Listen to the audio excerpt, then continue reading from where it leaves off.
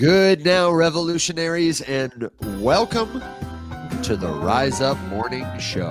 Rise Up Morning Show. Today is Monday, October 20th, and Papa's got a brand new bag. Alex, you're looking kind of crispy over there, and I'm feeling a little crispy myself. And Will, you look good.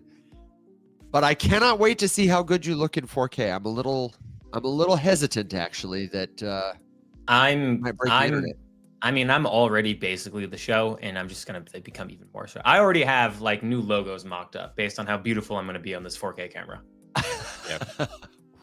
Will the show Watson. Will the show Watson and his interns.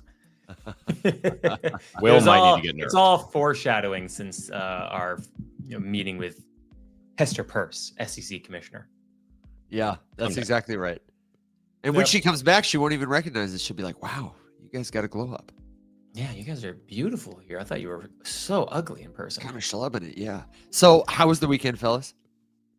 It was good. I went up to Portsmouth, New Hampshire, and hung out with one of my best friends. She was my first ever friend in life. We were our families are friends, and so we were hanging out in diapers together. So, we've been friends for 31 years because I'm just about 1 year old. Still in diapers. Still in diapers. We do it together, now just to like relive and just like, and just have a good time. And so I went up to Portsmouth. So me and Violet and then her and her boyfriend and just kind of hung out, carved pumpkins, drank, went to 2 different Halloween house parties. And then there's this top like 3 rated haunted like forest in just outside of Portsmouth, like in New Hampshire, and it was pretty dope. And so just got hammered and then ate a bunch of pancakes. That was great. And then I was a cowboy. I feel like the only videos of yours that TikTok shows me are when you say something like, hey, no market updates this weekend. I'm going out of town. I'm gonna go see a friend. I'm gonna go try a restaurant. I'm gonna get hammered. You usually make a point to get hammered. I was like, man. The first Will video I saw in a minute was donuts flipping. Oh yeah. No, those just like on the it's like on the way back. It's fall time. You're with your girl or your significant other, and it's just like, hey, there's a beautiful farm with apples and livestock and freshly baked goods and fresh produce. And guess what? Apple cider donuts, and that got me. And then they also have hot apple cider with rum. Ooh. And it's just like, clearly I'm gonna drink one of those and totally not drive. Yes, shout out to anyone who's ever spent time in Southeast Michigan. If you've ever been to Spicer's. Evan, did you ever go to Spicer's? I have been to Spicer's more than one time. I love it. Will, Spicer's is exactly what you just described, but it's like this gigantic apple orchard, and they also had plums. Like not just, they had different kinds of plums. They used to also grow the little tiny cooking plums, and my dad was obsessed with those. He would make I don't know what that is. Little plum dumplings out of them. Oh, that sounds really lovely. AKA plumplings. Plumplings. Hell yeah. No, that's obvious. But that sounds lovely. They had cinnamon sugar and apple cider donuts and the whole 9, and you like get in the hay ride, and it drives you out into the middle of the orchard with bags and buckets and accoutrement, and you fill them up with 15 different kinds of apples. Oh, Spicer's is awesome. Yeah, same thing. This was Cider Hill in Amesbury, Massachusetts. And then they also have like 300 to 500 chickens, and then little kids get to go throw corn at them. I was watching like these little girls like chucking corn at chickens, and I was like, I know they're feeding the chickens, but this looks like something PETA would not be a fan of. Oh, anyway, time to go get my pie. Oh no. My gosh. How was your weekend? It was good. I worked on this house for these cats. As you can see, I'm struggling with breathing today. The allergies are allergen. I'm going to go see my allergist for the first allergy shot. I was telling the guys backstage. They say it'll take 3 years, but hopefully it'll help. And in the meantime, I'm almost done with this greenhouse that'll become a cat house, so these cats can have their own home. And I can breathe again. And I'm just so excited to have our, like crispy setup here. If you're listening in podcast land, you really should go to YouTube and start to check it out. We're upgrading the show thanks to a little help from our friend, the White Whale. His sponsorship has powered these beautiful upgrades. He said, I'd like if you guys looked like you were all on the same show. And I said, yeah, that makes sense. So thanks. That makes sense. Thanks for powering helpful education. And this is your place for helpful news, commentary, answers to your crypto questions. I have seen a couple of good questions coming across the feed. Pardon me while I work to get my eye lines all going. But while you do that, I'll just put something on some people's radar screen. Go for it. We haven't been getting much macroeconomic news because the government's been shut down. But this Friday, we'll get CPI inflation data. Why do we get CPI inflation data and nothing else? I don't know. No one knows. But guess what? We're getting CPI inflation data on Friday. Oh, no. And normally, I would say no one really cares about CPI inflation. I say normally. It's kind of a new transition. Like, no one really cares about CPI inflation anymore because pretty much the next 2 rate cuts seem to be locked in from the Fed. And that's why we used to really care about inflation. So the only thing that would really make the market do anything in a reaction to CPI normally would be if we beat CPI inflation in a positive way, like to a wide degree. And the estimations are that CPI inflation will come in at 3.1% this Friday. Or we beat it the wrong way, right? It's way worse. That's because otherwise, like, no one really cares about inflation data right now because they just care about rate cuts, and the rate cuts look locked in. The only other thing that could possibly affect it if it comes in and it's like, hey, we're at 3%. Oh, okay. It was a slight beat. Or we're at 3.1%. It was as expected. Oh, okay. The market might react to it just because there is literally no other macroeconomic data for the market to react to. So, but I would put that at like a 10% possibility. Otherwise, I think the inflation data comes in and the market does not care at all. But just FYI, keep your eyes open for it. It's important to know about the health of the dollar. I'll throw a couple things out there too that are worth keeping on your radar because they could absolutely affect markets, especially the availability of money from the retail side, depending on who we're talking about. We are on day 20 of the government shutdown. Woo! And yeah, 3rd longest shutdown ever. Good job, guys. Killing it. They've spent a tremendous amount of money and time doing all sorts of things that have nothing to do with their jobs. So that's cool. And keep in mind that we are within weeks now, and there's no end in sight, by the way. 0 progress has been made to getting to the end of this thing. They're having the time of their lives, and they're getting a ton of shit done. If you go look up how many little itty bitty, seemingly innocuous things have happened in the last couple weeks, it's tremendous. Snap and Wick are going to run out of money next month. So we'll see what happens. But that's going to drastically Snap and impact. Wick? Yeah, food stamps and Wick. Food subsidies.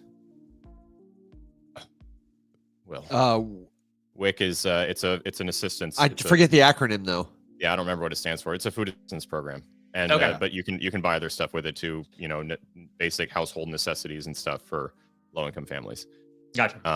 Those are running out of money. And so with that, then budgets will get even tighter, even less to invest. Markets could hit. I think that one could kind of go either way because then theoretically more money could get spent on stuff, could juice different pieces of data, which I guess we can't see anyway. So, who knows?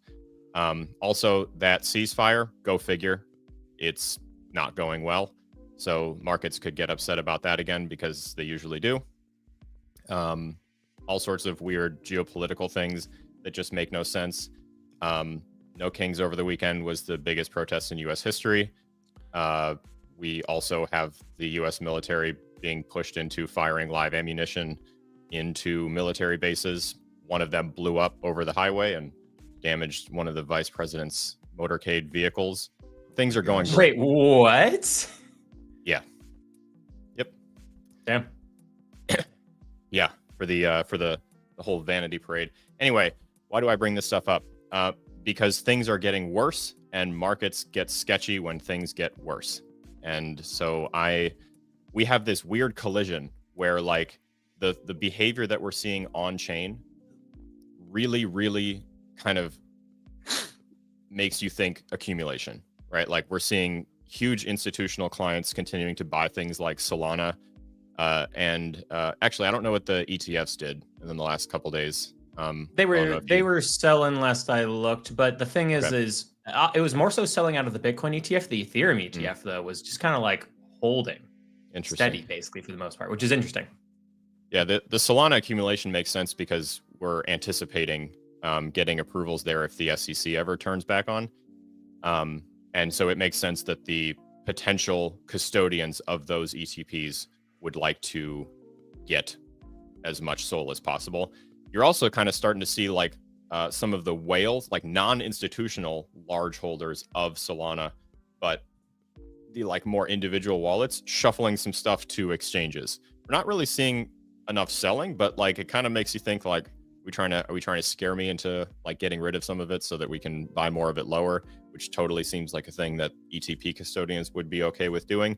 We saw them do it before Bitcoin ETFs came through, so that doesn't surprise me either. But I only say this to say that like right now markets are kind of up a little bit today, right? Like we few percentage points, some stuff, I mean, Sol's back over 190, Bitcoin's up a little bit, ETH's up a little bit, some of the majors are up a little bit. If you were buying stuff during the last kind of slump, I would consider some profits. I would consider moving some back into stables, because I think that we are not necessarily in a position where we can just continue to go up. I think there's way too many things coming at us that, you know, could push it back down again. And because of that like collision, I feel like we're just going to chop and range here. And it's really hard to say which one of those two forces is going to even out, because like technically crypto is kind of an answer to all of this government hubbub, hullabaloo, nonsense, rigmarole bullshit that they're doing. But at the same time, we are, of course, beholden still to what traditional markets do, because that's the world we live in. And although, Will, I was curious to get your opinion on the whole gold thing, just because gold obviously like behaved like a meme coin recently, and it kind of makes sense that if gold needs to cool down and Bitcoin's like lagging, you know, I would consider like rotating gold into Bitcoin. It seems like, and I've seen that kind of tossed around on the Twitter sphere a little bit. Is there any like, I was going to look this up, but I figured maybe you would know any history of like gold doing this before and what it did to Bitcoin if it ever decides to calm down? And Will, if you can hear me, I think you're... What was the question? The question is... He's back. Gold's been behaving like a meme coin, Alex said. Yeah. All-time high recently. It's just been ripping. So your thoughts, more or less. Are especially if people, you know, if crypto suffers, if risk on assets suffer, is gold going even higher? And Will Watson from the darkness. I think it would go higher eventually, just with like, just with, you know, the weakening of the dollar. Yeah, I lost power. With the weakening of the dollar, like, yeah, sure, gold can keep going up macro wise, but I mean, gold is so overbought. I would show you on the chart right now, but I can't. It's been overbought on the monthly, on the weekly, on the daily, on the 8 hour, on the 4 hour, on the 2 hour, on the 1 hour, on the 30 minute. It was crazy. Yeah. And also you have like lines of people buying gold bullion, like wrapped around like corners of blocks, you know? So it seems like a real big top indicator. So, I mean, like in the short term, it really seems like gold should be taking a break, but can gold keep going higher? Sure. Like we're just printing more dollars. There's less faith in the United States' ability to pay off our debts. And, you know, like all the macro reasons that why people like gold are still getting stronger. So like, sure, it could go higher, but you know, I could also see it sell off for like 3 months, because like it should sell off for like 6 months in normal market conditions. It should be chilling a little bit more, but you know, that's it. Got it. A lot of commenters affirming yes. Interesting thoughts about precious metals and previous crashes. Folks saying silver's going higher. Thoughts on that before you go troubleshoot a little power if you need to? And if not, you're good. No, I mean, like it's a building issue, so I just need them to turn on the generator already. Turn it on, baby. Turn it on. I'm staring at it right now. But No, I mean, I would say like if everyone in the comment section, I'm sorry, everybody, but if everybody's saying we're going higher, we're probably going lower. I mean, Honestly, you know, if you have in your comment section, people are like, yeah, we're higher. It's going, start looking at all those and going, oh wait, they all agree with me. Oh wait, oh no. You know, I would say like it's an interesting new indicator that we all kind of have as influencers. Hey, what we have as influencers, where it's like, hey, if your comment section is overly bearish, you should be buying. If your comment section is, hey, we're going higher, probably should take some profits. Yeah. Exit Velo says it's the KC Craig screenshot rule. If you're tempted to take a screenshot because the price is so impressive, before you take profits, you better take those profits first.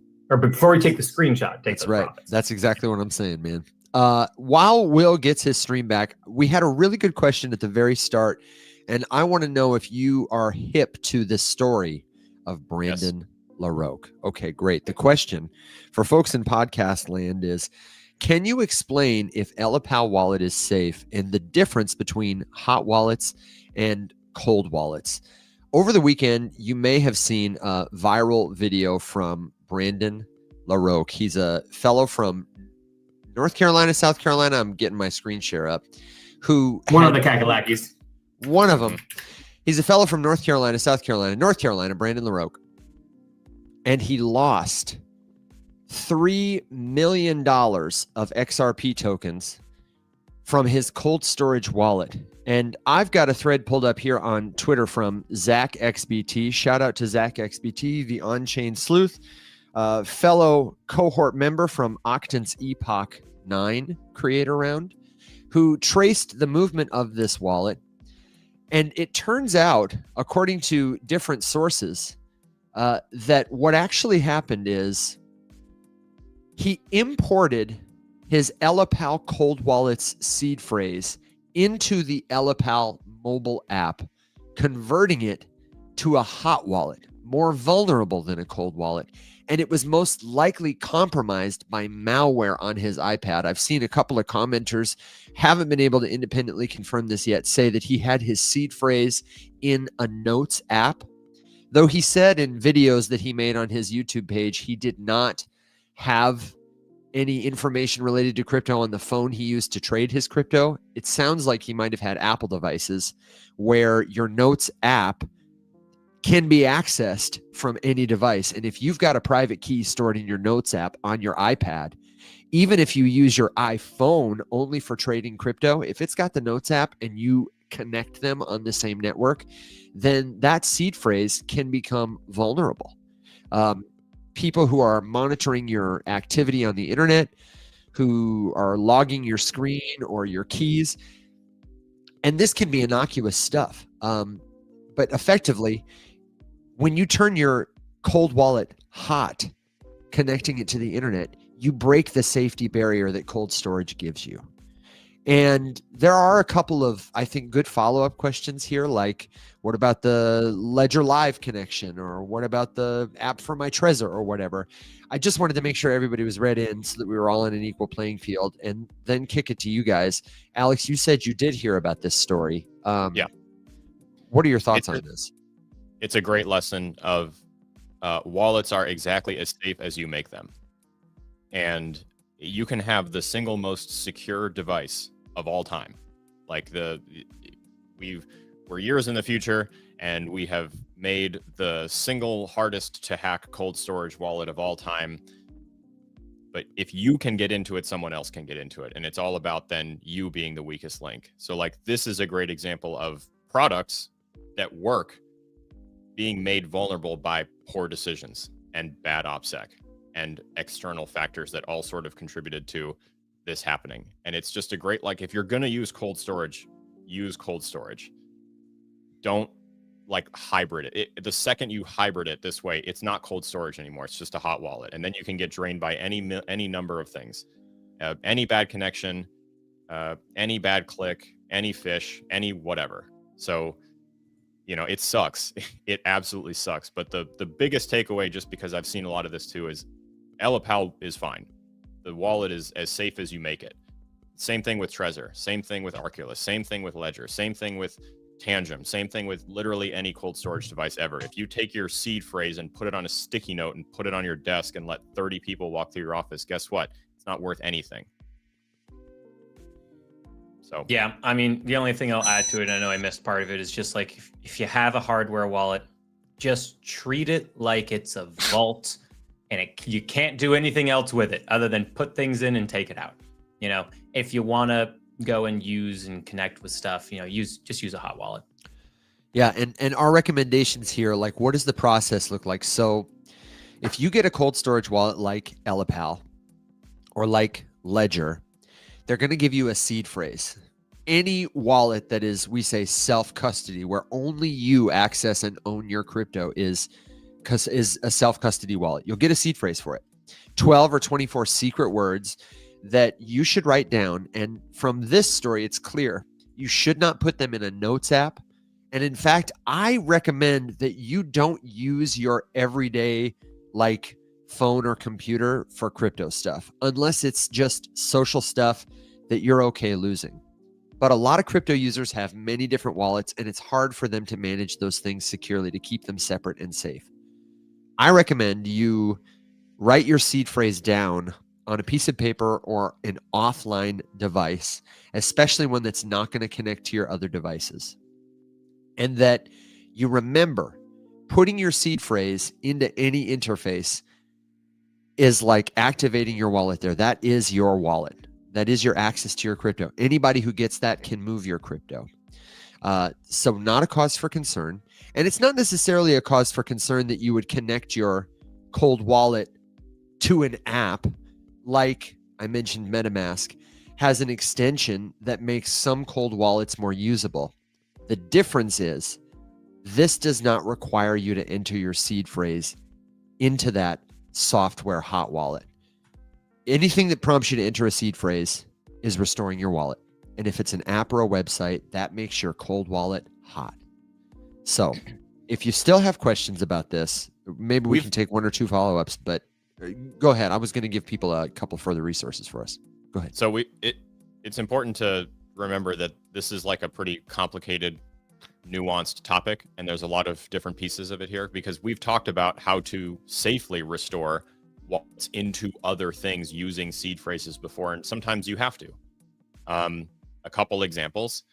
One, let's say that you do have a cold storage device, right? And your crypto is there, and something happens to the device and you don't have the means to get a new one so that you could import it safely back into another piece of cold storage. You might have to import it into a hot wallet just to get your money out of there and do something else with it if you wanted to. That would be a valid reason to do it. And just because you import a seed phrase from a cold storage device into a hot wallet does not immediately mean that you're going to get drained. He didn't lose the money just because he did that. There were other things that contributed to it. Another great example from hot to hot might be, and I've done this before, you do one thing with an account in one wallet, and then that wallet no longer is supported by the protocol you did the thing on. You have to import to a different one so that you can still use the protocol and get your money out if you liquid staked or something like that. So it's just one of those things where it is unfortunately and annoyingly complex, and it's sort of the risk that you take when you self-custody.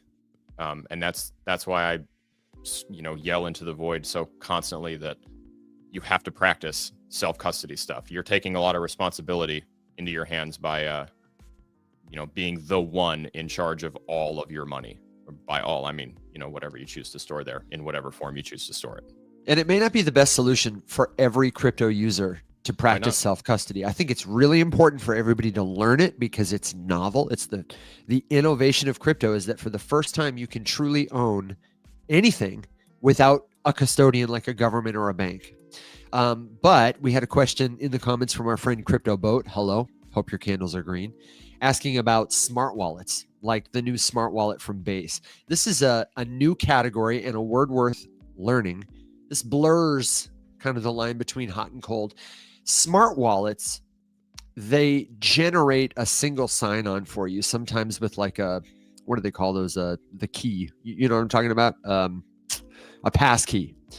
They're hot wallets in the sense that they connect to the internet. They can interact with decentralized apps, but they use something called a smart contract account instead of a seed phrase. This means that your keys, they're replaced with like a programmable recovery tool, like a passkey, like a trusted device, or some kind of social recovery two-factor option. It's hot. It's self-custody. You still control the wallet. But it's a little, I would say, more user-friendly than a seed phrase. And you can do a couple of other things too, like you can set spending limits more easily. You can recover access more easily if you lose a device. You can approve transactions from multiple different devices, and that's all built into the way the wallet itself works. I think smart wallets are going to be a really good, like, middle of the road solution for people who are intimidated by self-custody, but don't just want to trust crypto.com or Kraken or an exchange to custody their crypto for them. If you want to learn more about this, good. First of all, this is one of the things you should learn before you buy crypto. And you can learn it. I promise it's not too technical for you. And it's the kind of thing that's like riding a bicycle. You're going to fall and skin your knees once or twice, but it's better to do that in the context of a group of users who can encourage you and help you get back up and show you how to ride. So if you need a group of friends who use crypto, I recommend you check out the Rise Up community. It's totally free to join. You can find it at our website, or just remember the link, community.rumshq.com. And this is also the kind of thing that, if you need help with, is a great use for like a coaching session. Alex and Will and I have time in our schedule so that if you want some one-on-one help with something like setting up a wallet, or like going over your wallet setup to make sure that it's safe, secure, that you feel confident with it, you just want somebody to ask you some questions or answer your questions, then you can connect with us to do that. You can find the links in the community, or the even shorter link, rumshq.com. That's got all that stuff. We would love to see you there. Go ahead. I think a great topic that we could maybe get Dr. Lowe back on to do like a presentation about is just kind of the general setup of wallets and how they work. I'm seeing a lot of like really, really good discussion prompts in the comments here. Just to rapid fire through a couple of them. There's a few that are, and also I'll say we're having some difficulty with a couple things trying to like have conversations with how limited in characters these comments are. So I appreciate everyone bearing with me as I try to carry on like 6 conversations in the comments at the same time. Cold wallets and hot wallets are inherently different. And it's a very valid concern. One of the comments I saw was just about, okay, so if a manufacturer makes the wallet and, you know, you create a wallet there, you know, you put stuff there, they can access it, they have the keys. Not true. But a valid concern, because it's worth understanding how they don't. And this would be a really great thing to like double check and make sure from manufacturers, because it's totally possible that like someone create a cold wallet rather that is a scam. Like that could be a thing. I could totally see a piece of malicious hardware existing wherein you create the thing, you feel like you're doing cold storage, and really what it's doing is cloud computing or cloud storage of your seed phrase, whatever, and someone else just watches the account get made and drains it. This is one of the reasons why they say, you know, buy reputable companies. Don't buy from like Facebook Marketplace, you know, don't buy one on Craigslist. Don't use it if there's any evidence that the tamper seals have been messed with, or that the packaging could have been opened, or something feels fishy, whatever. It's not worth it, right? There's a whole lot of nuance into like how all of the tech works. And to be totally honest with you, I'm not an engineer. I don't know exactly like the ins and outs and all of the minutia, but like these things are locally generated. You buy the hardware, as soon as it leaves the manufacturer and it goes off to you, it's out of their hands. That's why there's no customer service to like get your account back. That's why the ledger recover thing was so controversial, because they tried to build in a feature wherein you could do that. And it led to a whole lot of problems, mostly from a messaging standpoint. But once that wallet leaves the manufacturer and comes out to you and you use it to create an account and do the thing and whatever, you're on your own.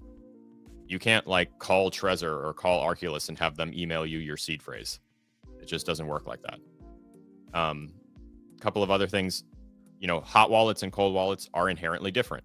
Hot wallets just implies that it has connection to other things. It's connected to the internet. somehow, whether that means that it's on your phone and your phone is connected to the internet and your wallet lives there. And so if your phone is compromised, the wallet can be compromised, or it's an app, or it's a desktop extension, or a desktop application, something like that. Hot just means connected to the internet. Cold implies it's gapped, it's separate, it's offline, it lives offline. You do not use the internet to access it. You do not need the internet to access it. You can do all of that offline. The second you connect it to something that is on the internet, or you do this thing like we're describing with this Ellipal situation, where you would take that seed phrase and you'd put it into a hot wallet wrapper to do something else with it, then yes, it becomes a hot wallet, and then it's no different. Once the seed phrase is compromised, it's out there. So like I said, there's a lot. This is really worth reading about. Yeah, and we will have more resources for it too. This is another thing we're going to cover in our live cohort. When we launch live learning together, it's going to be so much better. Right now we have a recorded course that goes over wallets, cold storage, how to set up your own, but we need to revamp that course, and we want to do it with you live, give you some friends to learn with. So stay tuned. All of that and so much more waiting for you at rumshq.com. I wanted to give a little shout out to all of our friends in the comments talking about how helpful this is. I appreciate it. If you still have questions, don't worry. You can learn this stuff too. Another quick shout out that I need to give is to our friends over at POAP. We had Isabel, co-founder, on Rise Up After Dark last week. It was a great show where one of the things we talked about was the airport POAP rally, which is a way that you can participate in the collection of limited edition POAPs, non-fungible tokens. It's a great way to get into crypto totally free and have a fun, cool, social collectible experience. And I'm pleased to announce that after listening to your feedback, by popular demand, they have added 3 new airports around the world to this list. So through the end of 2025, you can download the app in poap.xyz. I believe it's app.poap.xyz, and then scan the location from your POAP home app. Just by being in an airport, you can get one of these POAPs. They have all the links. I'll put them in the description at POAP's website, but it's such a fun way to support our friends of the show. Shout out to POAP. I'm going to need that because in the next 2 weeks, I'm going to be in, obviously, Logan. For those of you who don't know, I live in Boston. Yep. I'll be in Logan, and then I'll be in Atlanta, and then I will be in Seattle, and then I'll be in Tokyo.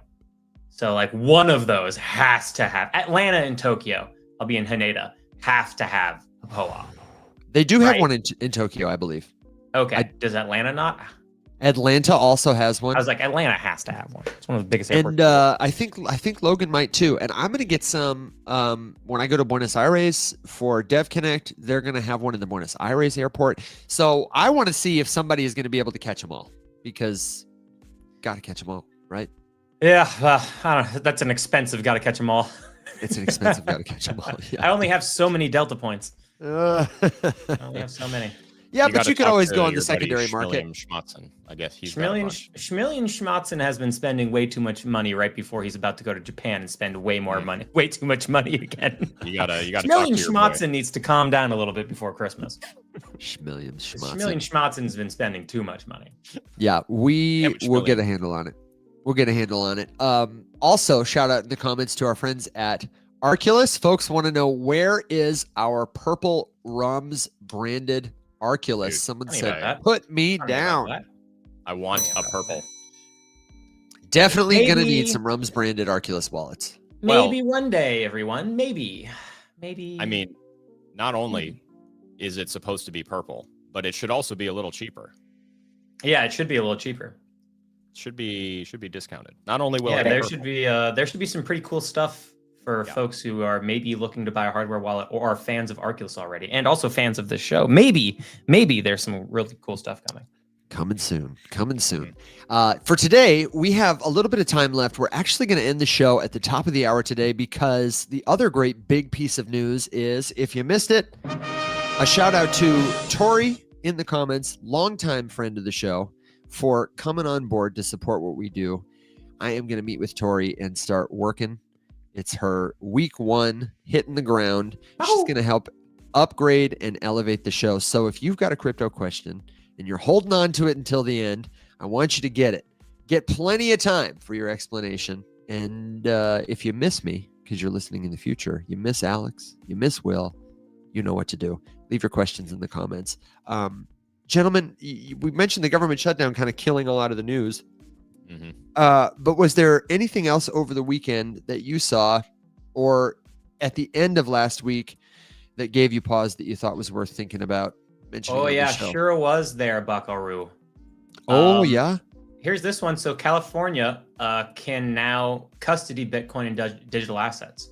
So this is actually pretty big. So California passes landmark policy. The fourth largest economy in the world will soon custody Bitcoin and digital assets. So basically, Gavin Newsom signed the bill that went through whatever California's internal state stuff. I don't know. Alex probably knows.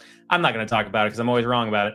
So the government did government things in California, and then Gavin Newsom signed it, and then the government, I don't know, maybe did some more government things, and I don't know. Regardless, the state of California, the fourth largest economy in the world, I'm ready for Congress. It's fugazi, and people be like, oh, fugazi, and I'd be like, exactly. But yeah, now California can actually go out and start like buying Bitcoin, which is pretty dope. So that's cool. Yeah. And then something else that was news to me today, also at a government level, and I'm not quite sure what exactly to expect from this, but the Federal Reserve tomorrow is going to host its Payments and Digital Assets Innovation Conference tomorrow.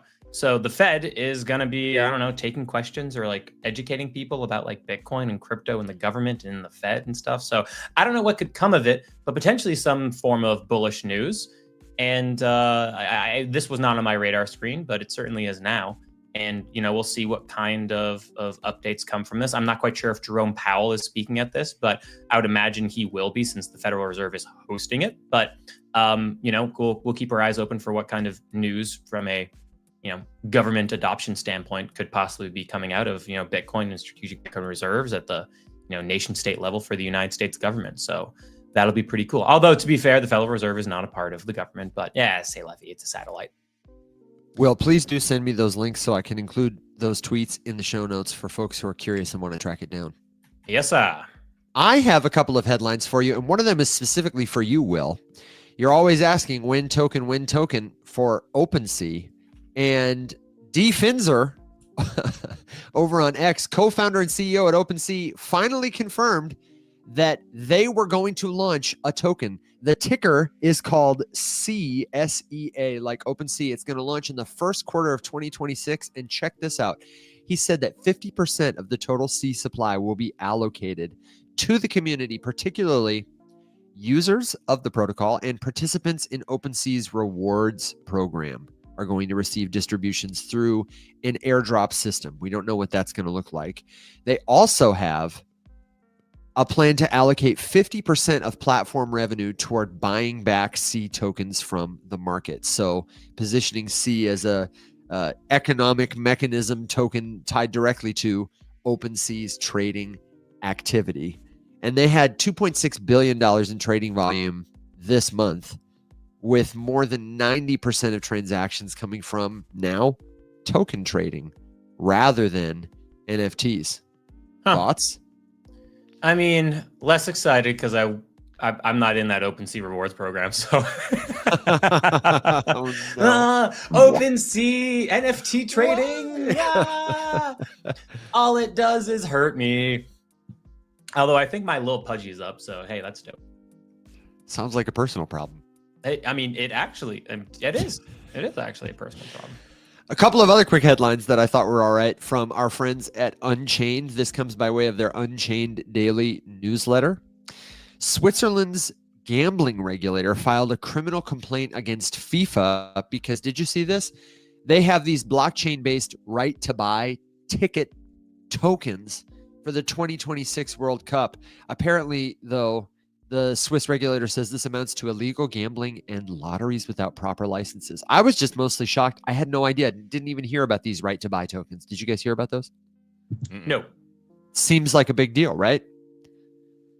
And then also, top crypto execs, leaders from Coinbase, Uniswap, Galaxy Digital, Circle, among others, are set to meet Senate Democrats led by Senator Kirsten Gillibrand to push discussions on stalled U.S. crypto market structure legislation, which, of course, is held back by some different kinds of partisan legislation, negotiation, whatever. And the last one that I had is that there have been some claims in the wake of the crash a Friday and a half ago that Hyperliquid, among other decentralized exchanges, is prioritizing its own revenue over traders. We talked a lot about how automatic deleveraging, other kinds of rules caused all these liquidations, and that nobody really won, but mostly traders lost the most. So Hyperliquid is facing some FUD, and Binance continues to face FUD. They've done a distribution to people who were affected by the depegging of those tokens on their platforms. But is it really FUD if they shit the bed that hard? Is it really FUD if they actually messed up? No, I would call that reporting. Yeah. I would call that valid reaction to real events. Yeah. Journalism. Yeah. Yep. I tend to agree. I tend to agree. Journalists. How dare you report what happened? Reporting on stuff. We would have gotten away with it too if it hadn't been for these 24/7 open, permissionless blockchain ecosystems that we've actually built. And damn, and also you with your eyeballs reading and seeing this stuff happening. Damn you. Oh my gosh. That's all the news that I've got. So hopefully the crypto space will give us some better news. Hopefully, like you said, Alex, this shutdown doesn't drag on forever, because as the comments have pointed out, otherwise the macro conditions, could be quite bullish for us. I mean, it's all going to pair up together perfectly, and we all know it. Yeah. The government will turn back on at the same time as there's a China trade deal, and then right after that, you have the altcoin ETF products go live, and then you have the rate cuts all happening, and it's all going to be timed up surprisingly well with one another, and blah. When enough things have been accomplished and it's time to manipulate the other direction, it will all come back. It'll all That's come quite back. Literally the only factor that matters. And in the meantime, I'm buying Bitcoin, Ethereum, and Solana. Well, so that's a great segue, because we had a question a little bit ago. Thank you for your patience. That I think would be a good point to wrap up here for the last few minutes. Actually, Love it. Okay, so we're living in the land of manipulation. Things that should matter right now really don't. And by that, I just mean, like, we're seeing good news all over the place, and yet we're stagnant because we have, this, like we said, this collision of good and bad running into each other that make markets, stagnant, choppy, confused, manipulated, whatever. Sure. What the hell are you supposed to do when they are behaving like this? And I'm going to merge a few things together. So we've got our good friend Bearded over here talking about limitations on staking in different jurisdictions. We've got questions about what we're supposed to be doing at this point. We've got all of these other different things. And I say it's a great day to DeFi. And right now, if you are looking for something to do, all I'm saying is that veggies are still on the plate and carrots killing it. So one of the things that you could do is just simply take the stablecoin pile that you should all have. I swear to God, if you guys don't have some stablecoins, after all my whining and whinging and cantankerous moaning and groaning, you could take that and you could go do stuff with it. Or if you, even if you don't have stablecoins, whatever crypto you are holding, there's probably a DeFi option for you. And honestly, now is a great time to explore some places where you can park stuff and sort of ride out the storm. You have things that you have high conviction in, whether it's USDC, whether it's Sol, whether it's ETH, whether it's something else. There's probably a place where you can go and earn some yield on it. And honestly, that's better than doing nothing. So I don't know, what do you guys have any active DeFi plays or anything that is on your radar to get more active in, or what are you DeFiing these days? That's a great question. Some money. I have some stables on Coinbase and some stables on Morpho, and I just haven't touched them. I do plan on taking stuff to Carrot, but I don't care about moving those positions right now, and I'm more so looking to take those stable coins and buy with them as opposed to put them to work. So for me, I'm just looking to take those stable coins. And hey, if Bitcoin has a dip to 100K or just below 100K, I'm going to be taking those stable coins. I'm going to be buying some Bitcoin, Solana, and Ethereum. And, that's what I'm looking to do with it. So, but in the next round of profit taking that I have, I'll be taking stable coins and putting it into Carrot, unless, of course, something new comes around that particularly strikes my fancy. But it looks like Carrot will be the place. But that's all I'm doing. It's not much. I'll share a quick one too, because I see you got a good follow-up question in the comments, Alex. I like to support our friends in the industry, and one of the ways I'm doing that is we have a great friend of the show, Angie, who works over at Turtle Club, and Turtle Club makes it easy for everyday people like us to participate in early liquidity provision for new protocols.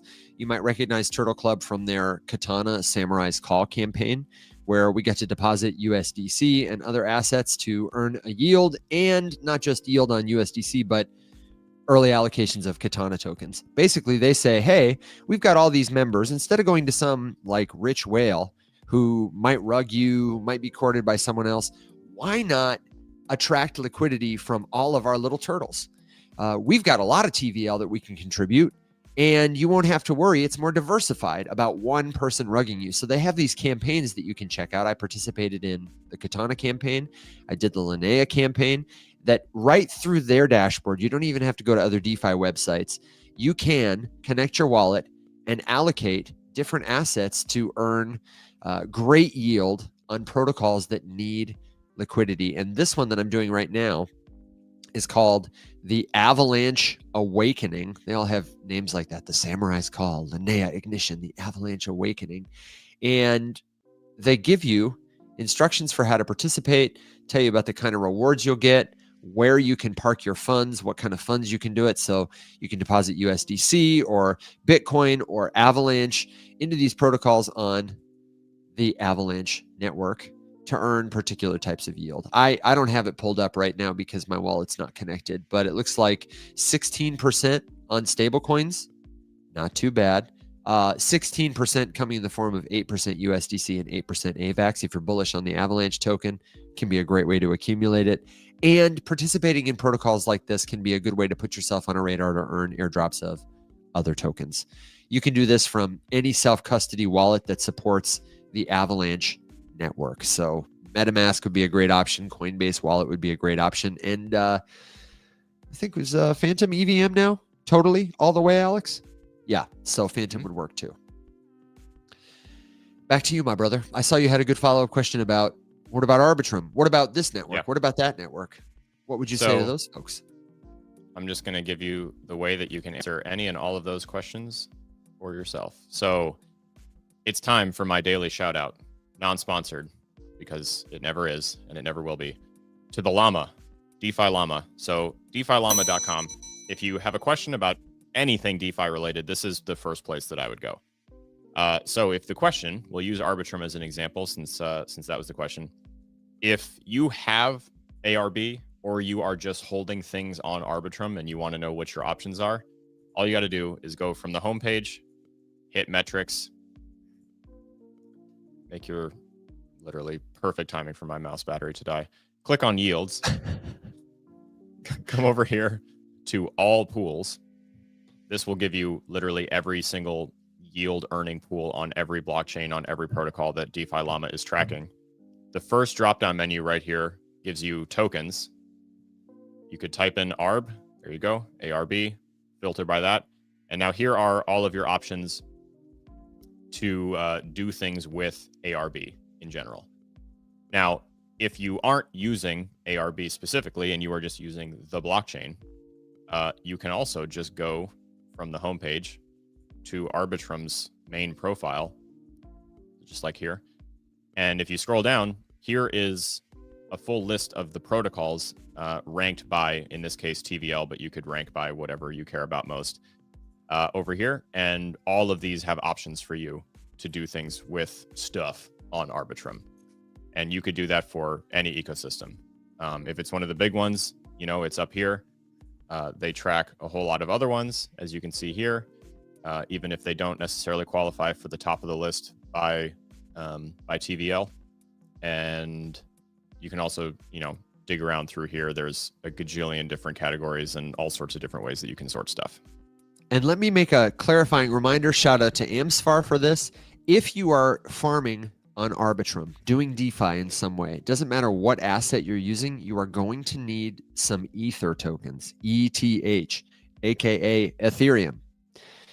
You will want to use the Arbitrum Bridge or D-Bridge or something like that. When you send your USDC or whatever other asset over, also send a couple of dollars of ETH tokens so that you can pay gas fees. Arbitrum is an Ethereum network layer 2, meaning transactions settle to Ethereum, and that means you got to pay gas in Ether. And if you missed this because you were listening, Alex had the screen share up on YouTube. You can find the episode in the Rise Up Morning Show playlist. This is number 391. And my most recent video on TikTok, I think I published it like October 18th or 19th, explains to people how they can look at interest rates on different DeFi opportunities. And I walk through that exact same process where I go over how to see what kind of yields are available for the asset or network you want to use. And if you got more questions, then you know what to do. You got to head over to community.rumshq.com where we've got forums, we've got friends. The only thing missing is you. Fellas, as we prepare to ride our dogs and ponies off into the sunset a little early today, I need to know, what is your final thought, your last question, your word of wisdom? And you too, wherever you are, whenever you listen, leave us a comment. Let us know what you're thinking so that we can make this show better for you. Question that I'm pretty sure I already know the answer to, but Arbitrum's utility is just governance and staking, correct? As a token, it's token utility. Yeah, that's correct. Yeah, okay, that's what I thought. Because I was like, it's going to be interesting. What a loser! Sorry, I meant to say it's the same button. No, that's also appropriate. But yeah, I was just curious because Arbitrum's the bridge to Hyperliquid, and there's a whole bunch of money that's also parking itself in Arbitrum just because like it's a rest stop on the way to Hyperliquid. So people are like, oh, I'll just do DeFi here. It's easier. Yeah. So, it's interesting to see that ecosystem kind of expanding. And I was wondering, oh, if there was some other utility for ARB, because gas fees are paid in ETH, like it'd be really good for the ARB token. But as of right now, no, it doesn't necessarily help it. But except eyeballs, money flowing to Arbitrum increases the amount of eyeballs looking at it. I also, this morning, we got some TradFi news as well. VanEck, who is the 10th largest ETF issuer in the world, has just filed for a Lido staked Ethereum spot ETF. Good for Lido. Yeah, good for Lido. Which, hey, guess what? We all know it's coming, but staking for the Ethereum ETF, but staking's coming for the other ETFs too. Just a further, weight on that scale of that happening. And let's see, I had one other question, but it's escaping me. So I guess I just had that one question and that one update. Also, I'm going to be doing a real deep dive video on Ondo later today. I like Ondo, but I'm going to try to find like every potential risk here. But also Ondo has like 99.9% more going for it than the overwhelming majority of crypto, because like BlackRock genuinely does use it. So, I'm going to be positioning Ondo, being like, hey, there are great things here going for Ondo, but I just want you to know every single possible risk here. But at the end of the day, like Ondo's great. So I'll be doing an Ondo deep dive video later today. So keep your eyes open for that. Should be fun. I'm going to have a good time with it. And the last thing I'll say is that when I was at the haunted house, there was a man giving away cursed gold coins. And I walked up and he goes, what do you want for this cursed gold coin? He was like dressed in Victorian. He had this chest of gold coins. And I was like, everything I touch turns to chili dogs. And he was like, he just looked at me and he was like, he's like, that's your wish, chili dogs? And I was like, chili dogs, man, like the Midas touch. And he's like, so everything, he's like, you've already grabbed the coin, you can't touch anybody. And then I just go, joke's on you. And I touch him and he goes, oh no. And then I start just like touching like everyone that I was with, just like, I was like, chili dog, chili dog, chili dog. And the guy was just looking at me, he's like, your wish is chili dogs? And I was like, my wish is chili dogs. And I just wanted to share that with everybody. He was That's why we love you, Will. He was like, You could tell from the look on his face, like it was the dumbest wish that he had gotten. It's like chili dogs, and I was like, hell yeah, baby. He instantly regretted the decision to ask. He was like, why am I talking to this guy dressed as a cowboy? He just wants chili dogs. And then the next morning, I got a chili omelet. So that was great. He thought about it while he was washing the makeup off his face in the mirror, and then staring he was at like, the ceiling in bed. Chili dogs? What? And then he willingly cursed himself. He said, just like the Midas touch. The man who touches everything and it all turns to gold. And he ruins his life. Anyway, Alex, that's it. what about Alex. you? Cursed gold coins, chili dogs. Cursed gold coins, chili dogs, thoughts, feelings? I was actually going to draw our attention to a story that we didn't cover, which is actually kind of a huge deal. AWS East suffered a pretty major outage today and took down a tremendous number of things. Like Alex, what is that for people who don't know? Amazon Web Services. It's what most of the internet is built on. By most, I mean the overwhelming majority of the internet relies on AWS. Correct. And things like Snapchat, Coinbase, Amazon, like all of these things suffered major outages because of the AWS problem. Obviously Amazon. But shout out and huge missed opportunity, and yet another reason why all of these blockchains are idiots, and I'm going to make fun of them for a second. A tremendous number of blockchains were completely unaffected because they don't rely on this kind of thing. A lot do, and it's worth pointing that out too, that like RPCs on a number of different chains do rely on Amazon and AWS just like for convenience and uptime because it's fast and it's cheap and it's easy. This is a great reminder that a lot of those things that still use, I mean, the Infura thing on Ethereum is a whole big deal. Solana has some RPCs that connect to it. But there's some networks that absolutely don't. And I just think it's really funny because if there was ever a time for ICP to shine, it's now. And guess who's dead silent? Guess who has absolutely no messaging in place to capitalize on a catastrophic failure of a centralized web system like this, who could absolutely have had, I don't know, something ready given the fact that they've been around for years, made gajillions of dollars, and never talked to anyone about anything that anyone gives a shit about.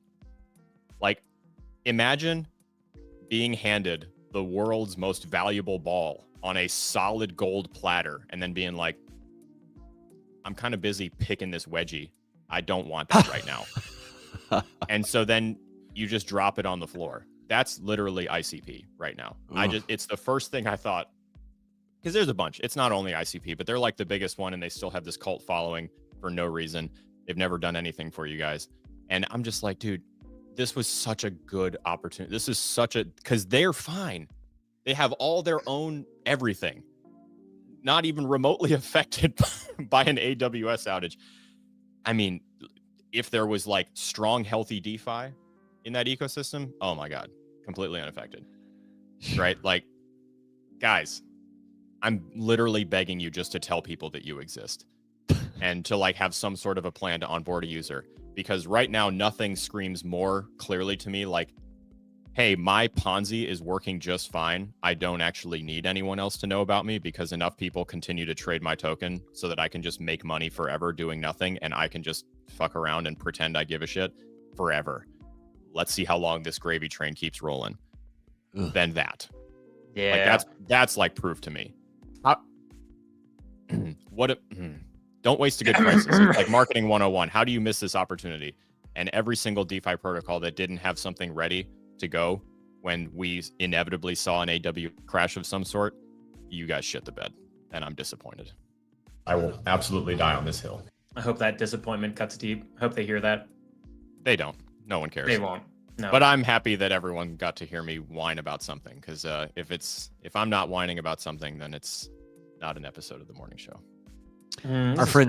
Our friend Magic says, why don't you guys get ICP on the show? Maybe they know. That would be cool. Sure, I'd be cool. down. They don't really like to do stuff. We'll call the Definity Foundation. We'll work on it. We'll send a guy over. That wouldn't be a bad episode at all. I would be glad to do it. Yeah, the last time I talked to them, they told me that they're not really interested in funding games because people don't care about games. And I was like, interesting take. But okay, have a good day. go back to doing whatever you're doing, which apparently is picking daisies and wedgies in the middle of a field while people just continue to pour trading fees on them. Yeah, and then just counting their money. Honestly, sounds nice. Yeah, Raging Cajun says you cracked it. Raging Cajun says we love wine, W-I-N-E, in the morning with Alex. Yes, we do. I am a big fan of this.